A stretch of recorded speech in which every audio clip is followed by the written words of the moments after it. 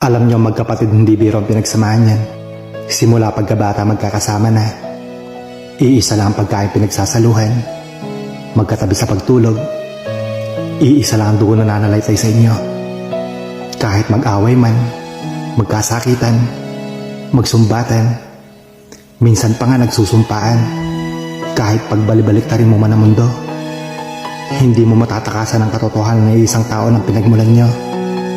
Masaya man o malungkot, away man o bati, mananatili pa rin yung pagmamahal. Mahalin mo ang kapatid mo higit kanino man. Dahil kahit kailan, ang kapatid ay kapatid at hindi mo yung matatakasan. Kaya dapat kapag dumating yung panahon na hindi na kayo magkaintindihan, alalahanin nyo sa dulo, kayo din ang magtutulungan.